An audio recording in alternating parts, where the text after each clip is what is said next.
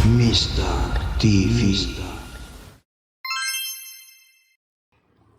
Pemilihan kepala daerah atau Pilkada serentak 2024 tinggal menghitung hari. Sejumlah perlengkapan, sosialisasi hingga penyelenggara mulai dari tingkat kecamatan, kelurahan, dan di tempat pemungutan suara sudah dipersiapkan. KPU Kota Medan pun bahkan menargetkan 75% tingkat partisipasi masyarakat nantinya ikut memilih. Namun, kerawanan bukan tidak mungkin akan terjadi. Bagaimanakah KPU Kota Medan sebagai penyelenggara pesta demokrasi menciptakan Pilkada 2024 yang aman, tertib, dan berkeadilan? Halo Sobat Mistar, kali ini bareng Una lagi dan pastinya kali ini kita akan ngebahas mengenai tema yaitu antisipasi kerawanan dalam pilkada. Dan kita sama-sama tahu ya bahwasannya sebentar lagi akan dilakukannya pilkada di tanggal 27 November 2024. Dan pastinya di tema kali ini kita sudah bersama dengan narasumber terkait, ada Ibu Mutia Atika MH selaku Ketua Komisi Pemilihan Umum Kota Medan. Halo Ibu, selamat pagi. Gimana kabarnya? Selamat pagi, alhamdulillah sehat. Alhamdulillah sehat. Bu, kesibukannya apa kalau boleh tahu? Sibukannya menyiapkan semua urusan untuk jelang Pilkada 27 November 2024. Waduh, Lagi sibuk banget memang. sibuk banget ya Bu. Nah, mengenai kesiapan KPU sejauh ini, karena kan sebentar lagi udah menghitung hari ya Bu, Ya. kita melakukan Pilkada 2024. Persiapannya udah berapa persen nih Bu? Dan apa aja tuh? Kalau dari sisi logistik sudah 90%. Ya, logistik sudah masuk semua sampai terakhir kemarin tanggal 29 KPU Kota Medan sudah menerima surat suara untuk Pilwalkot dan surat suara Pilgub dan sudah masuk ke gudang KPU Kota Medan. Semua perlengkapan TPS juga sudah ada di gudang KPU Kota Medan. Nah, kalau untuk persiapan sosialisasi sudah disosialisasikan semasif mungkin ke pemilih pemula utamanya, karena mereka itu kan bukan hanya butuh sosialisasi tapi butuh juga edukasi. Bagi mereka kan pengalaman pertama untuk melakukan pemilihan, untuk datang ke TPS, untuk mencoblos. Jadi memang kita sudah 90% siap untuk jelang Pilkada 2024. Berarti udah mau terrealisasi semuanya lah ya Bu, karena udah 90% kan kali Ya, ini insya Allah, persiapannya. insya Allah. Insya Allah. Oke, untuk kesiapan dalam fasilitas kan tadi Ibu udah jelaskan bahwa itu udah 90% kan Bu. Nah, apa sih kendala yang paling berat nih Bu? Yang sedang terjadi di KPU ini? Kami KPU Kota Medan mencermati kalau kendala pasti akan selalu ada. Benar. Misalnya pada saat kalau bercermin pada pemilu lalu ya, kita melihat ada beberapa kendala pada saat logistik, pendistribusian logistik, kemudian penyimpanan kondisi logistik yang ada di gudang, pelipatan surat suara. Nah, itu juga ada beberapa sedikit persoalan. Tetapi persoalan-persoalan itu kita tabulasi untuk menjadi catatan untuk supaya tidak terulang lagi pada saat kondisi Pilkada 2024 nanti, sehingga itu pembelajaran yang tidak boleh diulangi lagi. Kemudian yang menjadi PR bagi KPU Kota Medan juga adalah bagaimana meningkatkan partisipasi masyarakat, karena melihat pemilihan wali kota pada tahun 2020 lalu, partisipasi masyarakat itu sekitar 46% saja. Nah, KPU Kota Medan punya target ya, katakanlah seperti itu, 75% partisipasi masyarakat untuk melakukan pencoblosan di Pilkada November 2024 nanti. Tapi ya semoga itu bisa tercapai. Apalagi kalau flashback ke belakang-belakang lagi, itu partisipasi masyarakat memang rendah di bawah 46%. Kemudian 2020 46%. Nah, pemilu kalau kita mengacu kepada pemilu itu partisipasi masyarakatnya 69%.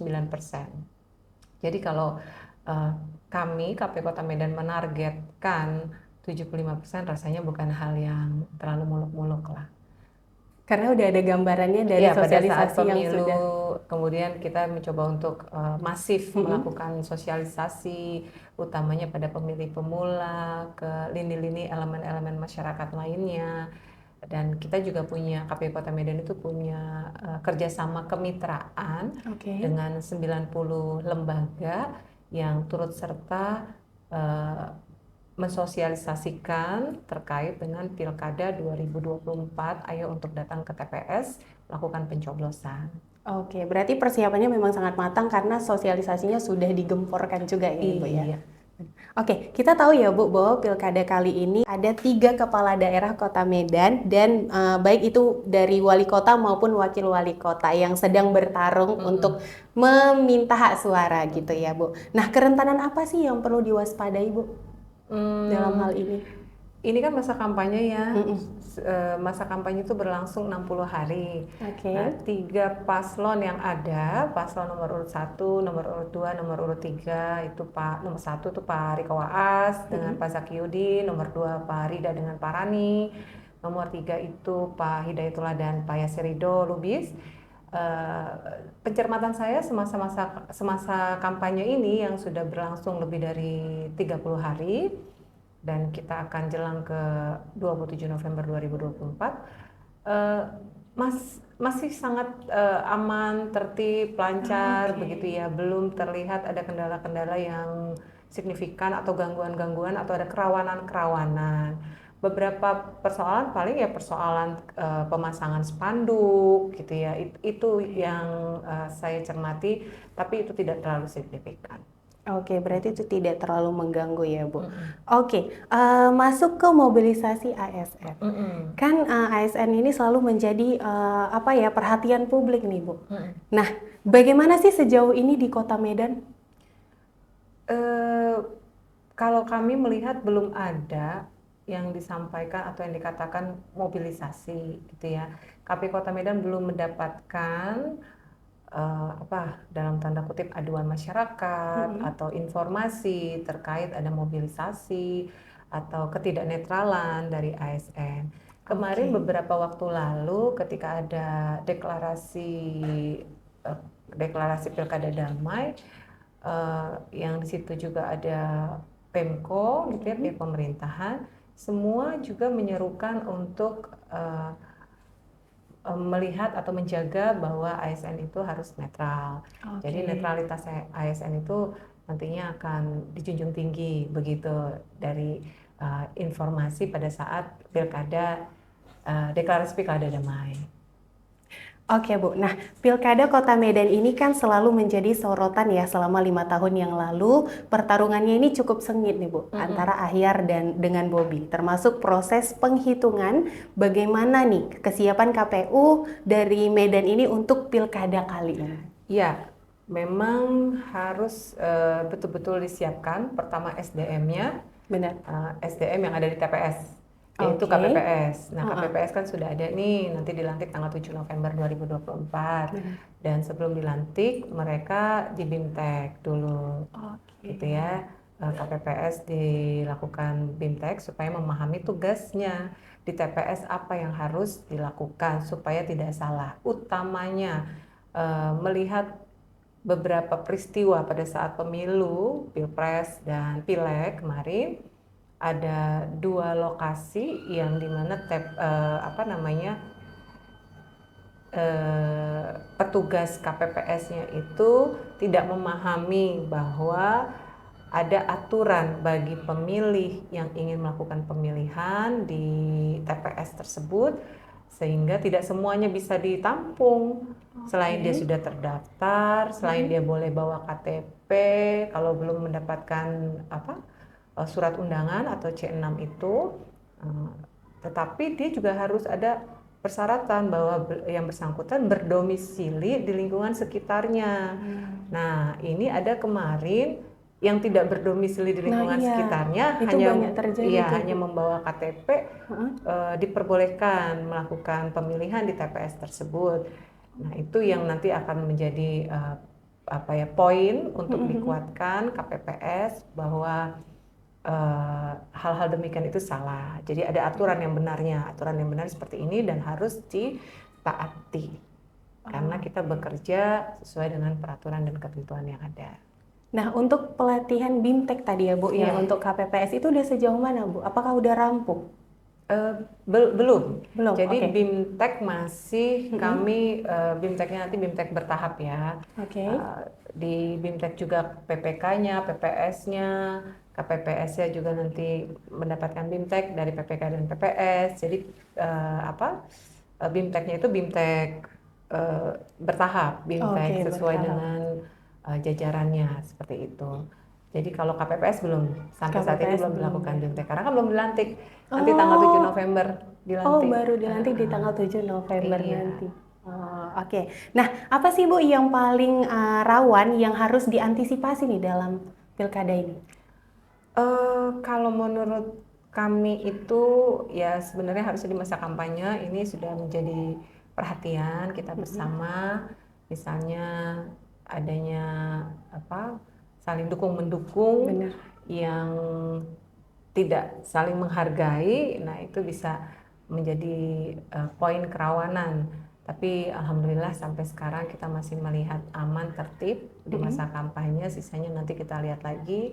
Kemudian juga sebenarnya peningkatan SDM ya, peningkatan SDM yang berada di lapangan itu tadi di KPPS memang harus dilakukan penguatan supaya mereka memahami betul tugasnya apa dan tahu mana yang benar untuk dilaksanakan dan mana yang tidak benar untuk dilaksanakan.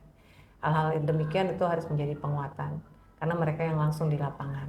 Dan itu menjadi tugas yang benar-benar harus diperhatikan oleh KPU gitu ya? Iya, sebagai penyelenggara pemilihan kepala daerah, kami punya tanggung jawab untuk melaksanakan pemilihan kepala daerah ini dengan baik sesuai dengan ketentuan yang ada dan meminimalisir kondisi-kondisi yang bisa menimbulkan kerawanan. Sama tahu ya Bu, bahwasannya kesuksesan pemilu dan pilkada ini menjadi tanggung jawab besar untuk KPU. Nah, gimana sih Ibu menanggapi hal ini? Ya, kita menanggapinya itu sebagai tugas, ya, tugas tanggung jawab karena memang KPU penyelenggara pemilihan kepala daerah. Benar. Yang untuk saat ini. Jadi memang betul itu menjadi tanggung jawab KPU dalam pelaksanaannya dan kita berharap jajaran di bawah KPU juga turut serta memahami bahwa ini tanggung jawab kita sebagai penyelenggara, baik itu di PPK, PPS, sampai ke KPPS. Oke, so kita sudah masuk ke akhir nih ya Bu. Ya. Boleh Ibu berikan closing statement ya dari tema kita mengenai antisipasi kerawanan pilkada ini? Iya, kalau saya pertama adalah menjaga ketertiban dan keamanan, tentunya dari sisi kacamata KPU itu melakukan tugas dengan sebaik-baiknya sesuai dengan ketentuan yang ada. Kemudian kami memperkuat kerjasama atau memperkuat kolaborasi dengan stakeholder lainnya, pihak kepolisian, pihak TNI, kejaksaan, kemudian Pemko Medan, itu sinergisitasnya kami lakukan penguatan-penguatan supaya sama-sama kita menjalani atau memahami bahwa pilkada ini harus pilkada yang damai. Tidak ada kerawanan misalnya begitu kan. Ya sampai saat ini alhamdulillah masih baik dan tertib. Itu dia tadi perbincangan kita dengan Ibu Mutia Atika MH selaku Ketua Komisi Pemilihan Umum Kota Medan. Dan pastinya nih guys, kita akan ketemu lagi di podcast-podcast selanjutnya. Terima kasih Ibu karena sudah meluangkan waktunya. Semoga sehat selalu. Amin. Dan saya Una pamit undur diri. Bye!